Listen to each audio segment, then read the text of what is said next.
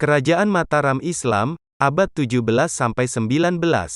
Kerajaan Mataram Islam berdiri pada tahun 1586 dan raja pertamanya adalah Sutowijoyo yang bergelar Senopati Ingalaga Sayyidin Panatagama, artinya panglima perang dan ulama pengatur kehidupan beragama. Pusat kerajaan ini terletak di sebelah tenggara kota Yogyakarta, yakni di Kota Gede. Kerajaan Mataram mencapai puncak kebesarannya pada masa pemerintahan Sultan Agung Hanyokrokusumo, 1613–1645 Masehi.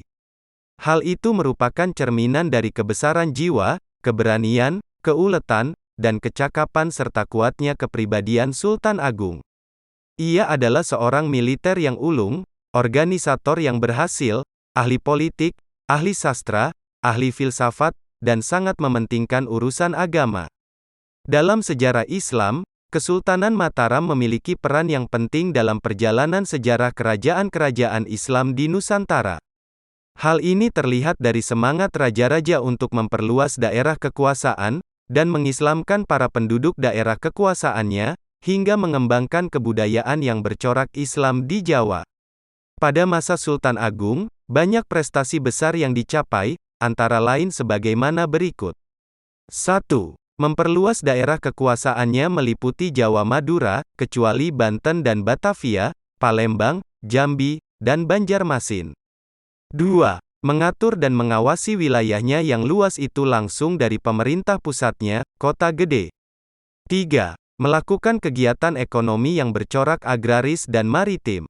Mataram adalah pengekspor beras terbesar pada masa itu. 4. Melakukan mobilisasi militer secara besar-besaran sehingga mampu menundukkan daerah-daerah sepanjang pantai utara Jawa dan mampu menyerang Belanda di Batavia sampai 2 kali.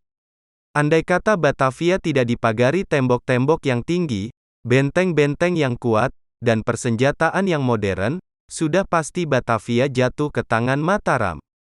5. Mengubah perhitungan tahun Jawa Hindu atau tahun Saka dengan tahun Islam, tahun Hijriyah, yang berdasarkan peredaran bulan, sejak tahun 1633 Masehi.